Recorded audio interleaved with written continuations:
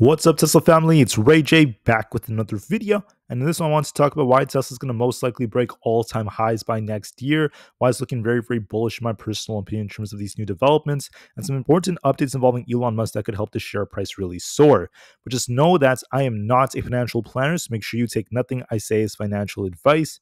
And also, if you guys can, please check out my Moomoo link. If you deposit $100, you're guaranteed 5 free stocks. If you deposit $1,000, you're guaranteed 15 in total, not to mention 8.1% APY on uninvested cash. The offer ends very soon in just a couple of weeks. Anyways, now let's talk about what's happening with the markets. So just know that as far as the market goes, we are still on a very, very strong bullish trend. Even if the market gets a little bit of a dip on a Monday as we're hitting some psychological levels, the market remains bullish heading into next year.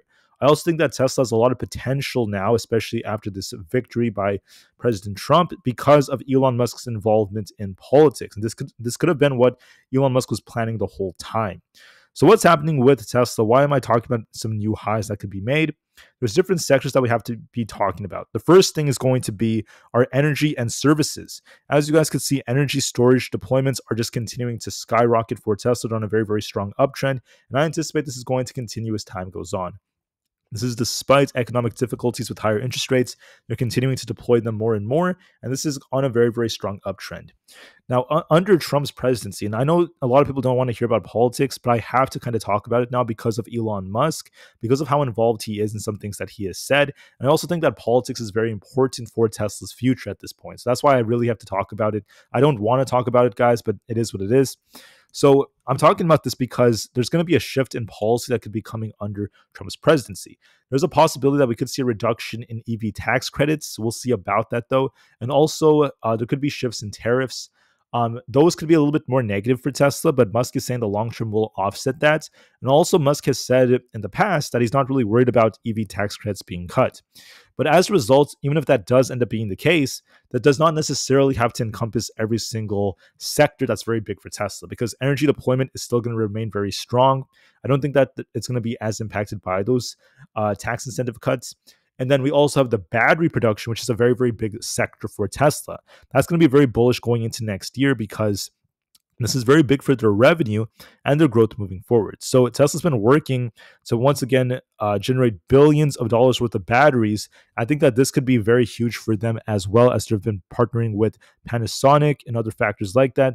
And I also think that they have new grid solutions coming out. So I think that in essence, energy storage is going to be a bigger sector for 2025, and it's going to help offset some losses that could be coming from potential or possible, shifts in the tax policy. And then on top of this, what else could offset that is going to be this news right here. So Elon Musk has said that he basically has a lot of plans for unsupervised FSD capabilities in Texas and California by 2025, which is next year. I think that's what's going to happen is if Tesla does start to announce the robotaxi is getting closer to production and all this hype involving AI and the robotaxi is going to lead to a lot of hype. But if they have some kind of like unsupervised FSD version that does truly come out in 2025, that's going to be a big winner, and Tesla stock is going to skyrocket because of that. But even if we don't get it, even if it takes a little bit longer, here's the thing. Elon Musk is going to hype this up like crazy. Don't necessarily doubt that. Don't doubt Elon Musk. And the market is so forward looking. The market's going to be looking years into the future. So that's going to be huge for us moving forward. The market is just so forward looking. The market's looking at this from a very, very different perspective. And I believe that could lead to a very, very big shift. So the market could start pricing in FSD developments, the robotaxi, and all of these amazing things for many years to come. For next year, they're thinking about 2026, 2027, and the list goes on. That's why Tesla rockets like crazy. Remember, Cathie Wood said that this stock could go to thousands per share in the next couple of years. And she could be right. Even if she's off by a couple of years, by the end of the decade, we could still achieve that. That's my point, guys. This thing could run like crazy. And the big incentive is going to be possibly the robotaxi, which is what Elon Musk is talking about as well. What's driving Tesla up is this relationship that Musk has been building with President Trump. You guys, think whatever you want to think. I respect your opinion. It's okay if you dislike it, if you dislike Musk, if you dislike Trump, completely understandable. I understand your guys' perspectives and your opinions and why you think that way. But I also understand for the people out there who did vote for him and think completely the opposite. I'm just here to be in the middle. But I'm just trying to say that this is huge for Tesla. And here's the reason why. So when it comes to policy shifts, Tesla's a stock that is very news dependent. And then when there are shifts to policies, some things that could be done under Trump's presidency could be very beneficial for Tesla, such as like tax cuts, not to mention deregulation. However, particular policies such as reducing tax incentives could be a little bit more negative for them. And then also tariffs could be a little bit more negative for Tesla unless they start to just outsource in different areas, and the list goes on. But I don't believe that this is going to cause their sales to slow down way too much because they're continuing to expand their capacities and they're going to continue to grow. Because the bigger factor is not just the tax incentives. I think a bigger factor is going to be interest rates. When interest rates start going down more and more and more, the Fed is more incentivized to do that. Uh, this could depend on inflation if we do get another like spike or not. But as of right now, the numbers have been quite good. At least that's how they're being reported. And the Fed is very optimistic. So that's good for Tesla, technically speaking. So as time goes on, right, the economy reacts to these interest rates and then other sectors follow them. So now like the interest rates to get your car loan is going to start going down. The list goes on. So this is good news for Tesla as well with this going on. And also, Trump is also going to be pushing Jerome Powell to cut rates more. That doesn't necessarily mean Powell's going to follow anything like that because the Fed tries to be independent, and I think that's very important. But you guys see where I'm going with this. This is bullish for Tesla. Now, are we going to just skyrocket straight up to 400? No, guys, we're not going to do that. Most likely not. I think what's going to happen is this. Look at this chart and look at how this could be mirrored, right? When we went from 400 down to about 208 a share, we pumped, dumped, pumped, dumped, pumped, dumped, pumped, dumped. So it's a pump and dump market. And I think that that's very likely what's going to be happening with the next couple of years for Tesla. There's going to be a lot of instances where it pumps and dumps. There are going to be recessionary fears that emerge. Will we officially see an announcement of a recession? It's still a possibility. But there are going to be some economic hurdles as employment is slowing down and the Fed's going to continue to monitor everything. So that's going to cause some volatility in Tesla, especially next year. But ultimately, the trajectory is going to be bullish because of the robo-taxi, because of FSD. And then when it comes to these new policy shifts, Tesla's been a very, very big anomaly compared to other EVs. It's really outperforming them because of Musk's relationship with Trump. You have to remember how important that is. Unlike many others, Musk has a direct relationship with Trump. He's involved in policy now. On top of being the CEO of Tesla, which is just absolutely incredible. And that gives Tesla an edge. It gives them a very, very big edge because now Musk can negotiate with Trump's team. He's like a part of it. That's how huge this is. He could talk to them about to what extent they want to raise tariffs. He could talk to them to what extent they want to be shifting on EV tax credits, just for example. And I use that as a very important example for why we're very, very optimistic in some ways. So say what you want about the president, whatever you want. I respect that, right? But here's the thing. I was actually listening to Tom Lee a couple of days ago. He actually brought this up, so I want to give him some credit. He mentioned that in 2016, when the guy ran for president, he didn't have that presidential experience. He was different, right? Even Trump said on the Joe Rogan podcast that he regretted some of the decisions he made when it came to appointing particular people. It happens. So the difference in why the market is so optimistic and excited is because Trump has more experience. Whether you like him or not is completely understandable, but he's forging this team. Right? He's forging a different team. We have RFK on his team. We have Elon Musk, a bunch of people together, and that's big. So say what you want. You like him, hate him, completely understandable. I understand. I respect that. But because Musk is part of the team, it's going to give Tesla a bigger edge. So with all of these developments to FSD and the robotaxi potentially bringing in trillions of dollars of revenue in Teslas for the future, I think that this is going to be very, very bullish. Musk also made a comment about how, to him, he didn't believe it was a good idea to just make a $25,000 EV that humans could drive. Instead, he's thinking way further into the future.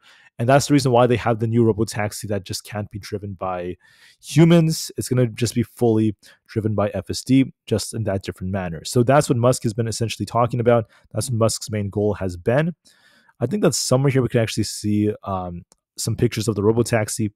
I think that it's going to be huge for Tesla as time goes on, but it depends on when they officially launch this. It may take many years. It could take even longer than what they're expecting. We'll see about that. But this, I think, is going to be a big driver for next year. There's going to be a lot of hype with this. And I think that there's a lot of gains to be made from Tesla still, right? It's very fun to trade. So as far as Tesla goes, the reason why it's even more bullish is because a couple of days ago, it was just at like the 290 area and we were fighting for 300. Historically, when we hit 300 right here, we got a big rejection. We hit 310. I'm sorry, we hit 300 here, not over there. 300 is right here. We hit this, we rejected. We hit 310-ish, like the 310s. Here we rejected, came back and then rejected. So we broke past all of those. We broke past 300 and 310 like it was nothing, right? That just goes to show how strong the momentum tends to be. So, I was not necessarily a fool for giving everyone a warning about how 300 and 310 tend to be tough resistance areas. But in this case, we just flew past everything. So I don't think we're going to go straight up to 400 next year, but I think that what's going to happen is we could push even higher. The momentum may continue. Tesla could even reach the mid 300s. Then we might be seeing a little bit of a dip. It will eventually get a pullback. And then as time goes on into next year, I do believe we're going to be slowly hitting all-time highs, if not surpassing them. And I think that Tesla's going to make new highs and continue this very, very strong, sharp rally for many, many years to come. So I think that there's going to be a big uptrend. And the next bull run is here. And I think that it's going to be fueled mainly by Elon Musk. He's the main guy behind this. His political moves and then his moves to give Tesla a bigger edge in politics, a bigger edge in policy, and also all the AI hype is going to cause something that's absolutely astronomical. When their earnings improve, so I'm really hoping we get nice growth because we are projecting 20 to 30% growth in terms of our volume sales. So we want to see sales go up, but to achieve that, one big factor is going to be the interest rates going down. So hopefully things go as planned. I hope we don't get another spike in inflation. There can be recessionary fears next year, so there will be moments where the market dumps. But we are going to continue this uptrend most likely for the markets and also Tesla. Even if there is some kind of recessionary phase, I still think the market will make a fast recovery because of how aggressive these market makers squeeze shorts. So just like what's been happening, let me show you this, right? Tesla was at 140 a share. What happened? We pumped, dipped, pumped, dipped, pumped, dipped, pumped, dipped. And then we're going to continue to pump. The same thing is going to happen for the next couple of years. We're going to pump higher, dip a little bit, pump higher, dip a little bit, pump higher. We're going to eventually hit the 400s, break all-time highs next year. It may even happen like early next year, so it's going to be pretty crazy. Call me crazy for saying that, but just know that we just cracked past 300 like it was nothing. We just broke past 310 like it was nothing. This thing has so much momentum, and there are trillions of dollars on the sidelines waiting to just come back in. All right, so I'm going to be very blunt about that. How about SPY? SPY is bullish. There could be a corrective phase to fill some of these gaps. It's going to eventually come, in my personal opinion. For now, we're bullish. We could see a small dip, but then we may continue to rocket. But just know this.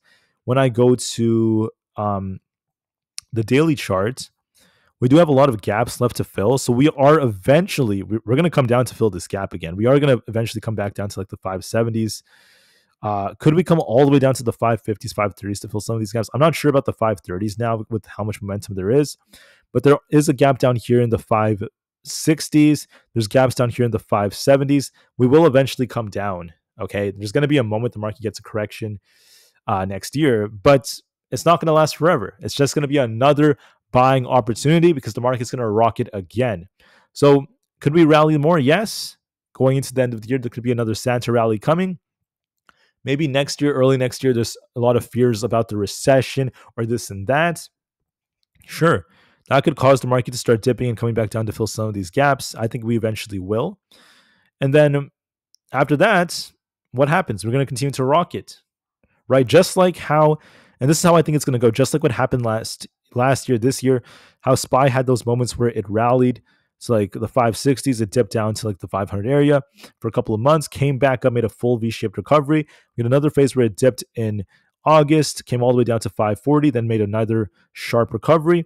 We had another corrective phase where we went from 586 all the way down to about 567, so 20 points down, only to continue this rally. That's my point, guys. We're going to continue to see these dips and pumps.